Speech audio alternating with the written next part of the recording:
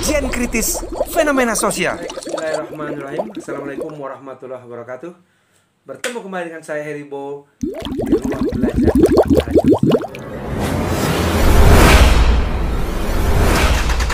Baik, ya kita melanjutkan video sebelumnya, di mana kita sudah mulai mengupas payung kajian kita, yaitu audit sosial. Ya, hari ini kita bicara tentang berdirinya banyak perusahaan, industri bertumbuhan dan lain-lain, yang mereka jelas ya tujuan utama dari pendiriannya adalah untuk menghasilkan keuntungan, untuk menghasilkan profit.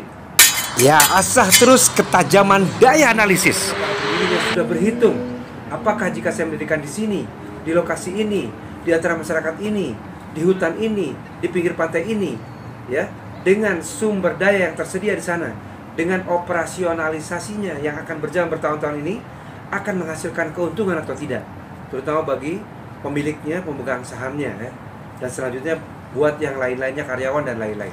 Oleh karena itu, disinilah masuk harus ya, apakah upaya untuk menghadirkan keuntungan itu, profit itu, menghasilkan dampak yang merugikan atau tidak. Gitu ya. Di sini kita harus waspada, bukan berprasangka buruk, namun menegakkan prinsip-prinsip keadilan. Ingat, bukan berprasangka buruk.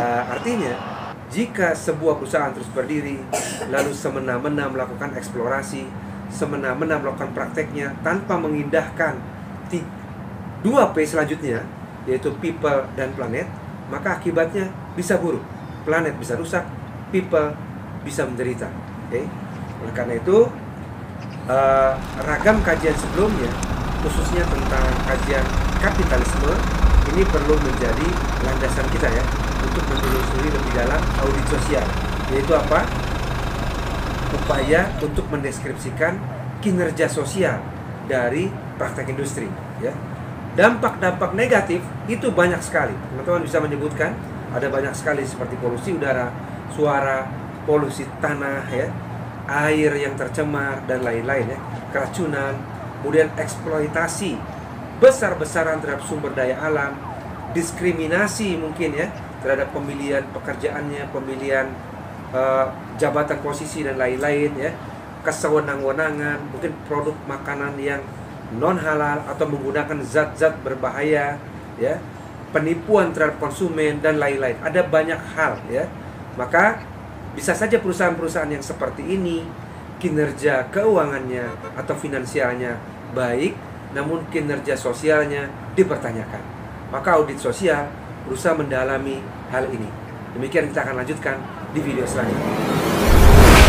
Maka sejatinya para pembelajar audit sosial itu dibangun pola pikir kritis, ya, pola pikir empatiknya, ya, kemudian juga kepeduliannya untuk melihat lebih dalam, lebih berani terhadap apa dampak-dampak sosial dan plus lingkungan yang dihasilkan dari praktek industri, gitu ya.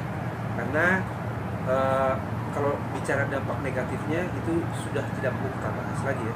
Ada potensi yang banyak sekali. Namun demikian, seharusnya pembelajaran ini memunculkan wawasan-wawasan maupun kesadaran-kesadaran baru. Bisakah hadirnya industri justru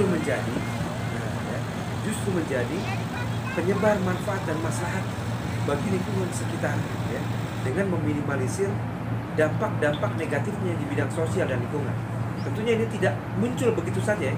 Diperlukan kajian, adakah yang tersakiti, adakah yang terambil haknya, adakah tanah yang rusak, adakah polusi yang tercemari dan lain-lain. Memerlukan kajian yang mendalam, ya. Namun demikian, hari ini kita bersyukur bahwa perusahaan-perusahaan di dunia telah semakin menyadari bahwa hadirnya dia perlu disertai dengan tanggung jawab sosial yang jelas, atau corporate social responsibility. Mereka semakin sadar bahwa hadirnya mereka bisa membawa dampak, khususnya dampak negatif. Maka tanggung jawab sosial ini kemudian hadir mengiringinya. Baik sebagian masih merasa ini sebagai obligasi atau keharusan atau paksaan, dan sebagian yang lain sudah menyadari bahwa seharusnya ini berjalan seiring sejalan dan bukan merupakan beban, kos tertentu ataupun paksaan. Disinilah para pembelajar audit sosial perlu mendalaminya lebih dalam. Ikuti di video-video selanjutnya. Terima kasih.